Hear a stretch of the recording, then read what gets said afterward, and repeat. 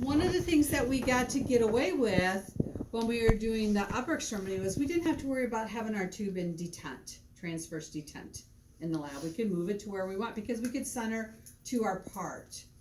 We're going back to doing the wall bucky because the shoulder is one of those things that's kind of iffy in a way that it can be less than 10, but it's about 10 centimeters for most people. So, and the rule is anything part that's 10 centimeters or greater needs to be done in the bucky. Does that make sense? So we're going to be using the wall bucky for the humerus and for the majority of our shoulder projections. Everybody good with that?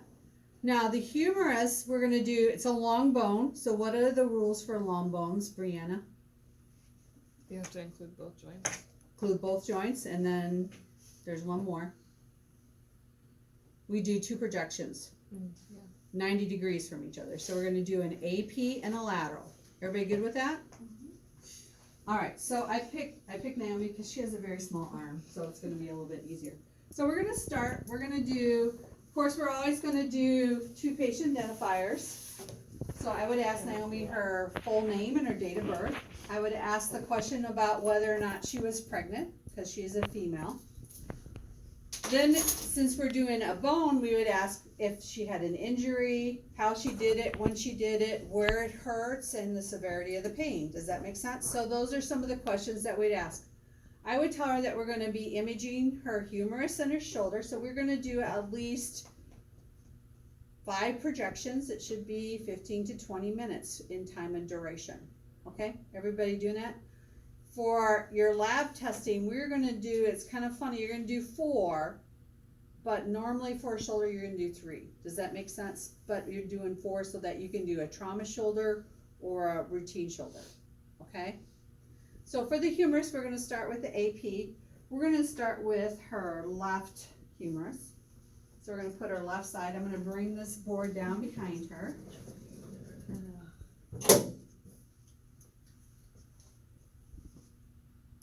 So I'm at 40 SID to the wall board. I'm going to put the 14 by 17 cassette in lengthwise because this is a long bone and it's going to go, we want it to go parallel with our cassette. Now, how do we position the hand when we're doing an AP of the elbow? Supine. So for an AP of the humerus, we want our hand to be supine. We want her epicondyles. If I put my fingers on her epicondyles, this plane that's running through is parallel. This plane is parallel with the surface, the plane of the IR. Now, just like the forearm, which is a long bone, centering point is in the middle of the humerus. Does that make sense? Mm-hmm. So I want both joints. So here's both joints. So I need to come up a little bit with my. So if I put my finger in between, so it looks like I'm at both joints in between here. So I'm going to bring this way, up. I'm going to bring Naomi over a little bit. So now I'm not quite in the middle. So now I'm going to come up a little bit.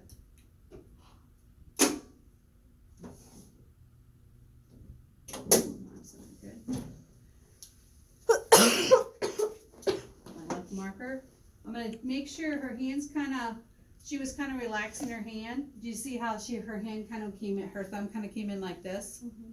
When that did, her epicondyles turn. So I need to make sure her hand is in a nice thing, her epicondyles stay parallel.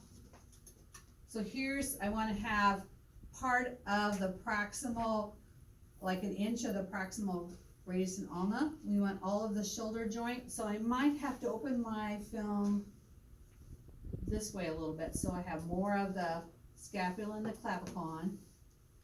You guys see that? And if I really wanted to collimate along, I could turn it like this. You guys see how I rotated the tube head? I would take this, I could tell her either to hold still or to hold her breath, either one. Does that make sense? Mm-hmm. So I have it set on wall bucky.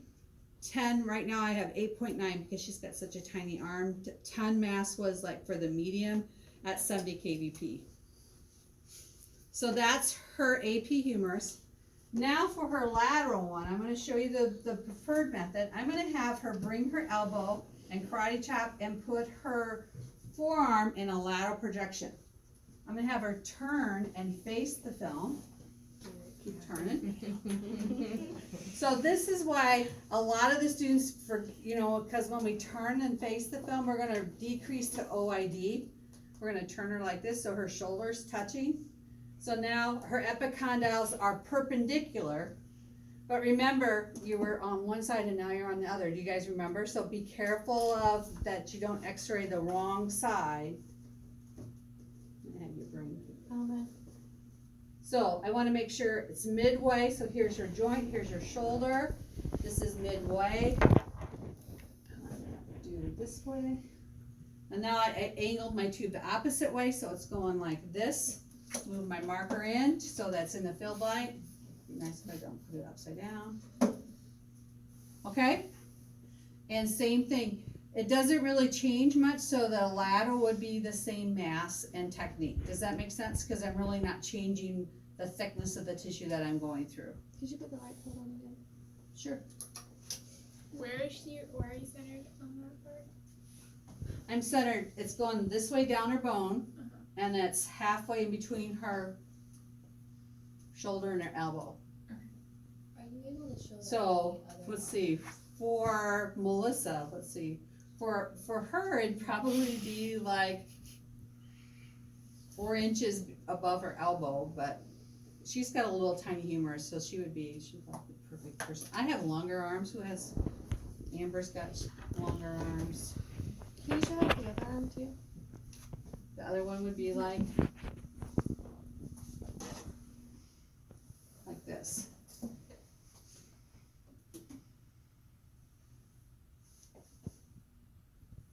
Does that make sense, guys? So her shoulder's up against, this is up against. Okay, so this is the preferred method to do a lateral humerus. This reduces the OID.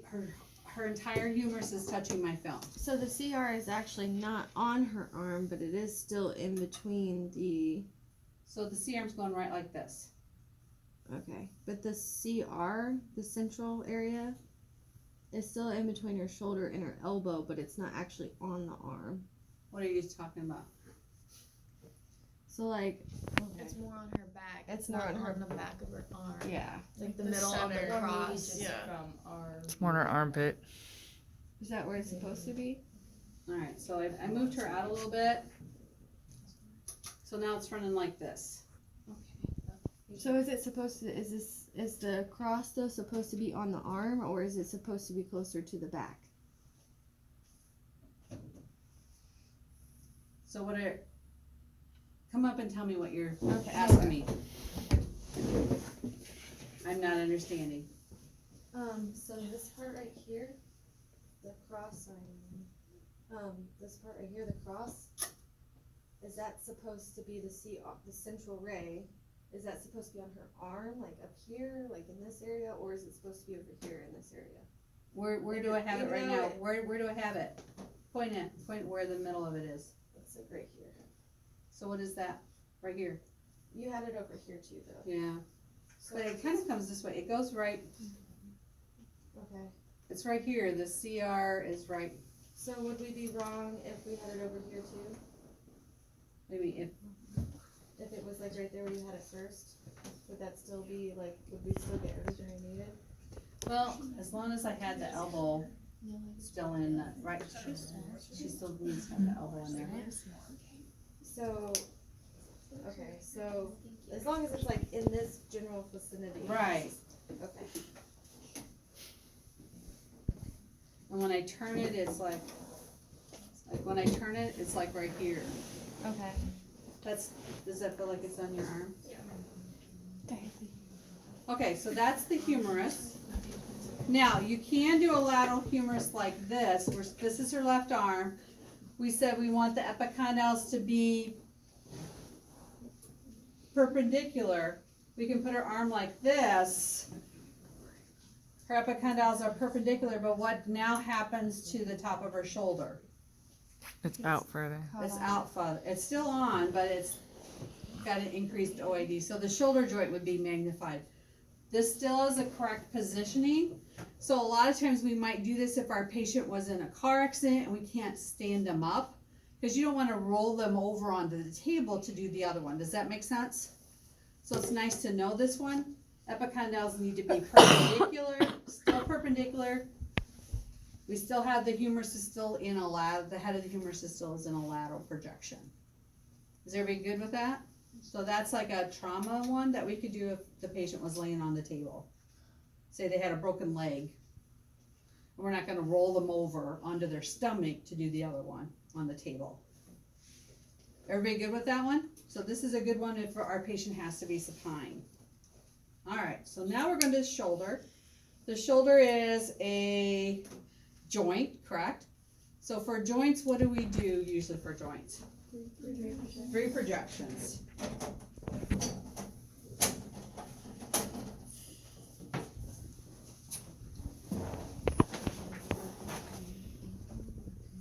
My first one is going to be an AP internal rotation.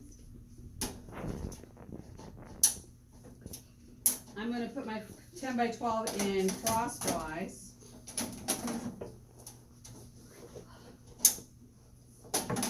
Because on this projection, I want to have all of the clavicle on.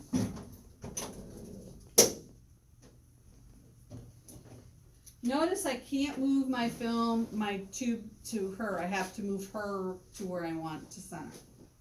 So still left shoulder.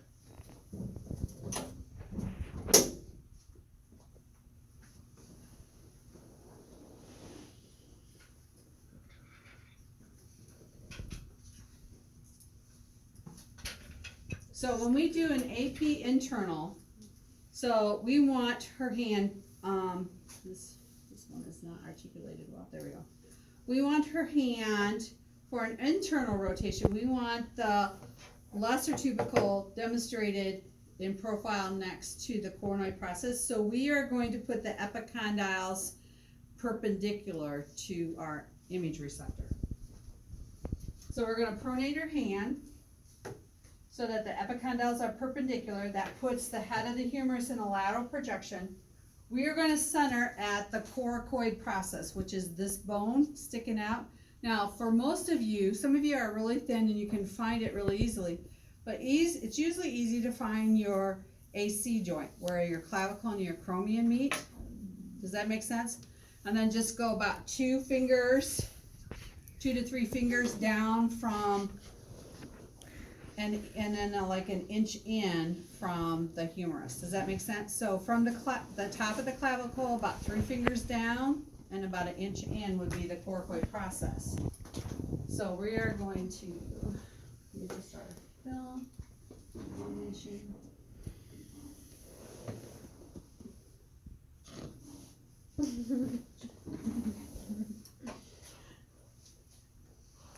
I'm going to palpate your arm here.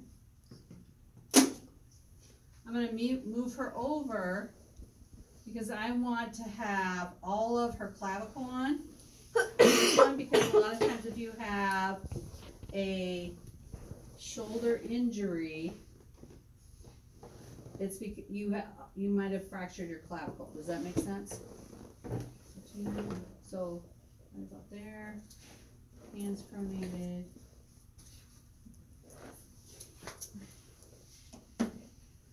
So this one, I could still use 8 to 10 mass on this one at 70 kVp, but this time, now that I'm doing more up into the chest area, I'm gonna ask her to hold her breath. I'm just gonna have Naomi to just hold her breath, suspend respiration. Does that sound good? And if you wanna do it, take a deep breath in, blow it out. Ask if I send it to my phone.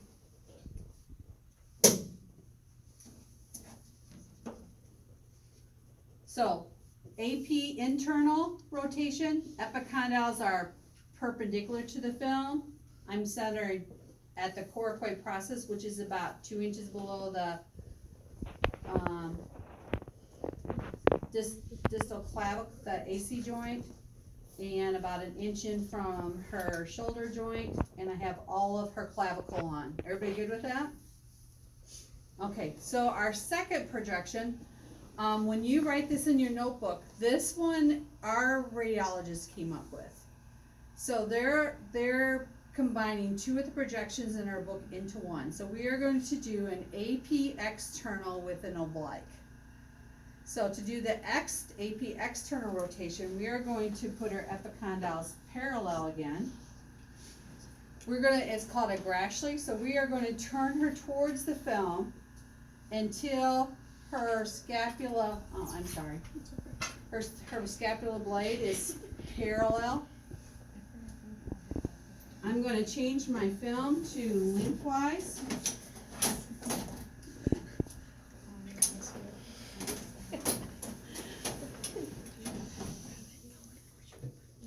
And I'm going to change my collimation the other way. And we're going to center right at her. Can you guys feel like on yourself where the humeral head kind of hits like this? Do you guys? So I'm going to center right here, about 2 inches below her shoulder joint. So right where her humeral head articulates with the scaphoid. Her epicondyles are parallel. She's rotated towards the film to put her scapula, the blade of her scapula, we're talking about this right here. So if I put my hand on, so in a true AP, it's kind of at an angle. So we're turning her so that the scapula now is parallel, the top part. Everybody good with that? So I'm turning her towards the film to put that. I'm going to increase.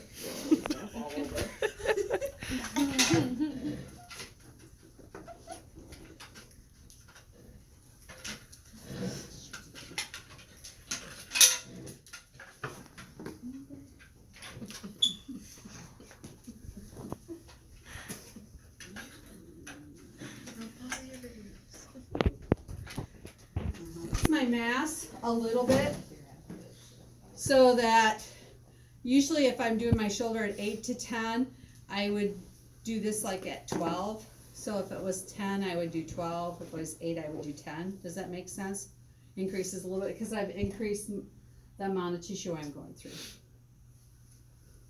Okay, so then these are the tricky ones. So I posted online. You should have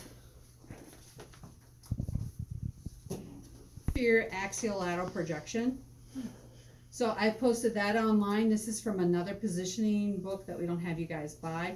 Ours is the inferior superior that Seth was talking about, where the patient's laying down, we put the film at the top and they bring the arm out. So we're going to demonstrate this one, but before I do that, we're going to do what's called a lateral scapular or scap-wide projection of the shoulder. This one is done, it's supposed to be done for trauma, but a lot of times our techs do it just as part of the routine. They don't like to do this superior, inferior, or the inferior superior, so they'll just do the scap-wide, and our radiologists are good with that. So you have to do, when you do a scap-wide, you're going to get your trauma shoulder projection, because you have a trauma shoulder that includes both the AP and the Grashley and the scap-wide. You're going to get that one first, and then once you have your trauma shoulder, if nobody's doing the inferior superior or the superior inferior, you can count those other shoulders that you do the scap-wide as the routine. Does that make sense? Because I don't want to punish you guys because people aren't doing the other projection here. All right. Now, I have an article. Can I bring this back out, guys? You can relax for just a minute, Naomi. I have an article on how it's the best to demonstrate. So I'm going to demonstrate two ways to do the scap-wide.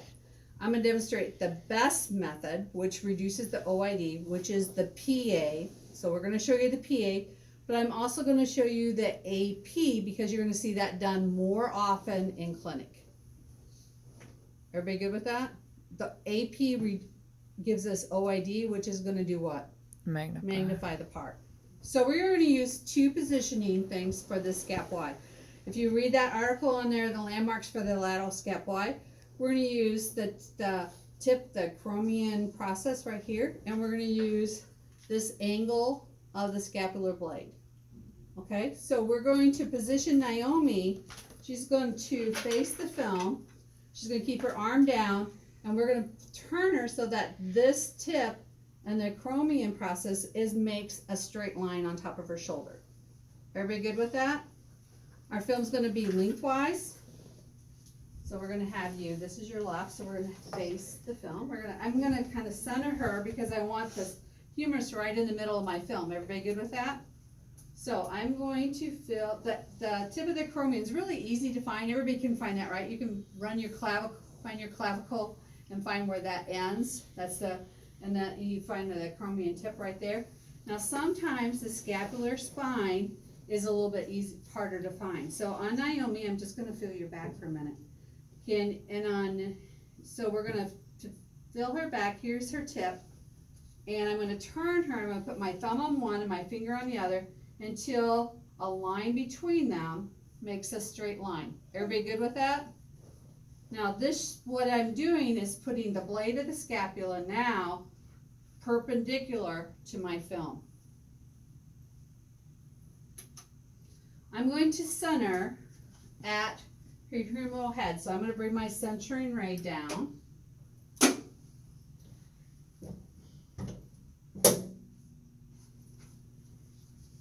going to turn her, I still want that to be straight. So it does kind of look like, if Danielle wants to be, it does kind of look like I am x-raying her back. Because the CR, if you would come up here and feel, this is running right on the blade of her scapula. But when it exits, it's exiting the humeral head. Can you guys see that? It does look like I'm on her back, but it's exiting the humeral head. Does everybody see that one? Now this one, I would increase my mass. So if I did her AP shoulder at 10, I would shoot this at 20. Does that make sense? Because now if you look at the amount of tissue, I've increased it by twice. Everybody good with that? I would suspend respiration because we've got all this lung cap thing here. I would just have her hold her breath so there's no motion involved. All right, so that's a PA scapulae. Now, the department gets used to doing them AP. Will I confuse you if I do the right one? Because a lot of times we do shoulders, a person can't stand up and they're on the table. Does that make sense? So you have to do them, you're not gonna roll them over to do them PA. Everybody good with that one? So they just get used to doing AP. So the same position applies. I'm gonna find her Chromian process and her scapular spine, and I'm just gonna turn her until they make that straight line. Now, if you look at her, it looks like I'm right aiming, here's the top, I'm aiming right at her armpit. Does that make sense? Going right down here. Same technique, but now I'm gonna have a magnified humeral head. Everybody good with that? But our rheologists don't seem to mind that. And I'd have to move my marker out of her anatomy. Okay? So we're doing that one then for lab testing? You can do the AP or the PA, but you are gonna do a scapulae because I can't guarantee which one you're gonna get. So now for our fourth projection of the shoulder, we're gonna do the superior inferior axial lateral. I saved that one for last because it's an owie position. I haven't hurt you so far, so now I'm gonna hurt her. So now this one is gonna be done tabletop.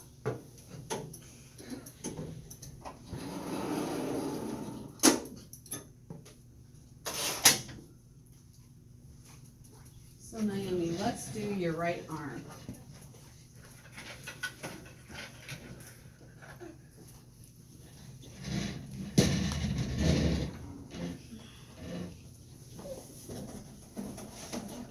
So I'm going to take my 10 by 12 CR cassette. I'm going to put it crosswise or landscape. I'm going to have Naomi bring her arm over the cassette And she is going to keep her arm out straight. She's gonna turn her head this way. I'm gonna set her right at her shoulder joint, right where I can feel the acromion process.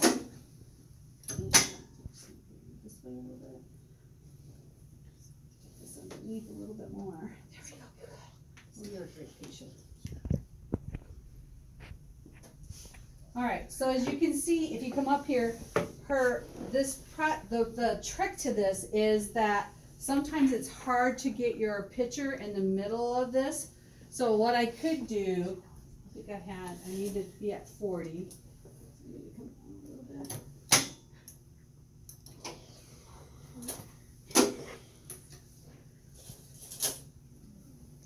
I'm going to drop the table a little bit. I have to drop mine. And that allows me to push this under her armpit a little bit more and have her take her arm, push that cassette into your arm and reach over as far as you can. Turn your head this way. Turn your head a little bit more, Naomi. That looks very uncomfortable. This way. Okay? You guys can see this is a little bit owie, right? So I'm centering right, if you guys feel right at the top where I feel that AC joint. I'm centered right here, running alongside of her arm. I've got collimation on both sides, her marker on there. Her head, I turned her head and had her face this way so that her head doesn't get in my picture, and it's a good radiation protection for their eyes. Does that make sense? We really don't want them looking at the x-ray beam. Would you shield No. the thyroid? I thought that would be a great idea to put a thyroid shield on. I'm just wondering. Especially if you have somebody younger, I would put a thyroid, because we're right up here next to their neck. That would be an excellent protection measure, Maddie. So why did you lower the table? Because it kind of looks like her upper arm is like not touching it. It's not touching it because then I can get this cassette underneath her a little bit farther so it's more centered. She was kind of, like if you do me, my neck doesn't crank over that far. I can put this up a little bit back where I had it. If I put it where it's touching, I'm just getting the joint on. Do you see that? So I can lower it a little bit, have a little more, just a little bit of OID, and I can get my joint centered better into the cassette. Does that make sense? That's the challenge, is getting that joint on your film. Getting that cassette buried. You can everybody got it? Mm-hmm. We're coming superior from the top, coming out the bottom. Superior, inferior. If you come in this way, it's inferior, superior. Same, it gives you the same projection. I just think it's easier to do them sitting than to have them lay on the table. Okay, so that's what you're going to be doing. 4 projections of the shoulder, 2 of the humerus. We don't have lab testing next week, so you got time to practice in clinic and practice in the lab. The lab will be open